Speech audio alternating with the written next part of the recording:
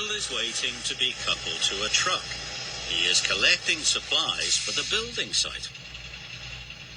There are 3 trucks.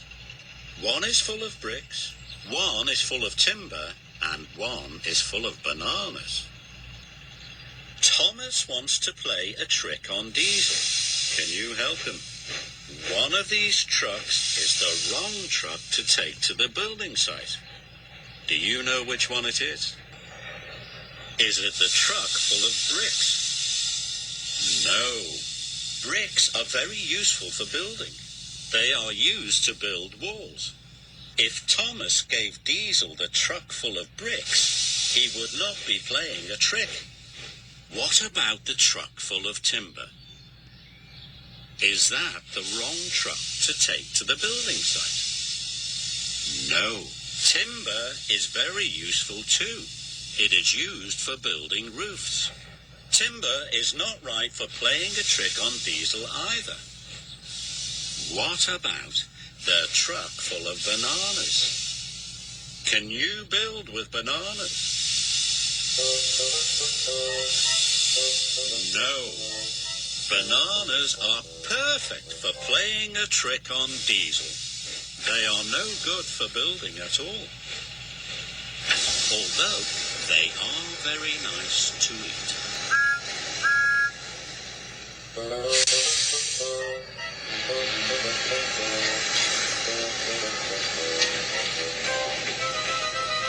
Thomas and he were having great fun.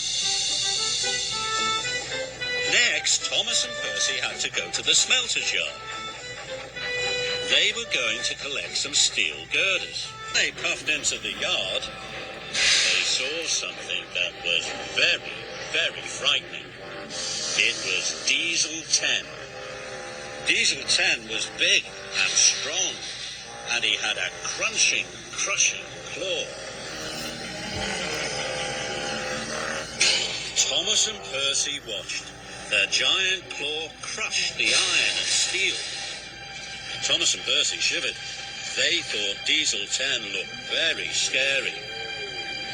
Let's come back when Diesel 10's not here, Thomas puffed nervously, and they raced away.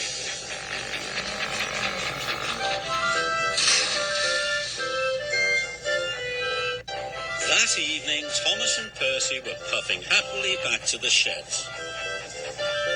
They couldn't wait to rest their wheels and talk to their friends about the day's adventures.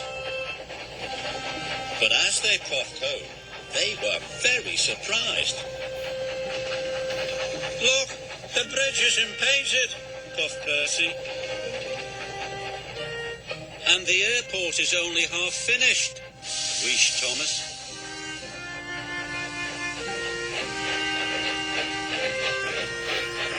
When they arrived at Tidmouth Sheds, they discovered that they had been knocked down.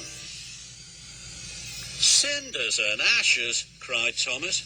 What's happened to our sheds? Building the new ones was our important job, oiled Diesel, but we were delayed, so we couldn't finish it. And bananas are no good for building sheds, the Fat Controller added. The steam engines were cross with the diesel engines. The Diesels had ruined their home. But Thomas was sad. He knew it was his fault. Now where will we sleep? Moaned Henry. Now where will we sleep? Moaned Henry. They soon found out. The engines puffed across the island. That night, they each had to sleep somewhere else.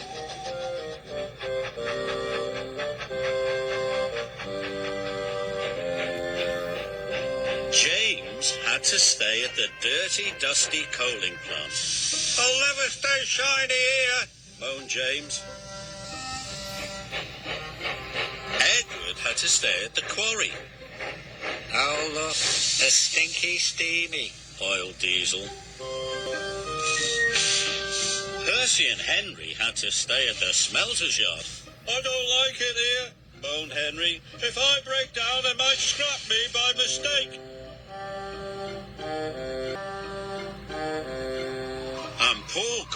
had to sleep under a tent. The indignity, he huffed. Only Toby was warm and snug in his cosy shed. He would have gladly shared his home with the other engines, but it was much too small. Thomas felt bad. There were lots of jobs that hadn't been finished, and it was all his fault. Now he had to stay at Nanford's sheds with Emily. I only wanted to teach those diesels to behave, moaned Thomas. Be quiet and go to sleep, Emily huffed. Emily didn't like sharing her shed. She was used to peace and quiet. Don't worry, puffed Thomas. We can fix everything. I'm sure I'll be back in Tidmouth sheds tomorrow.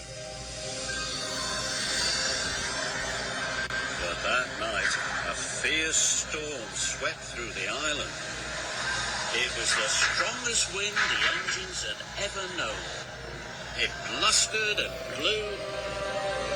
The wind howled down the tracks and tore down the trees.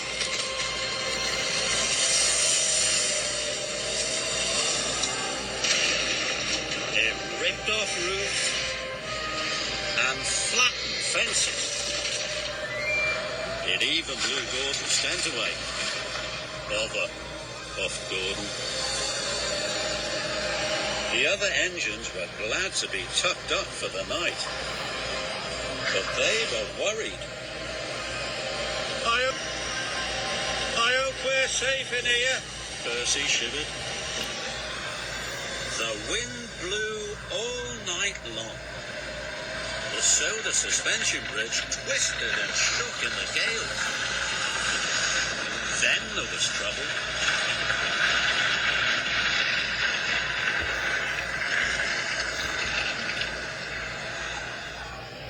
The next morning, when Thomas puffed out of the sheds, he saw that the storm had done lots of damage. Buffs, my buffers, he cried. Look what the wind has done.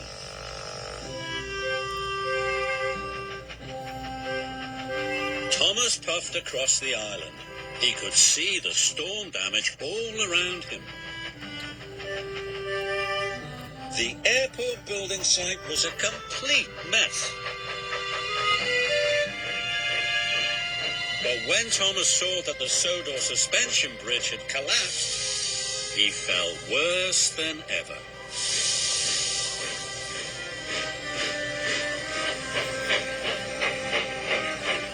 That morning, the Fat Controller came to see the engine. He was very upset.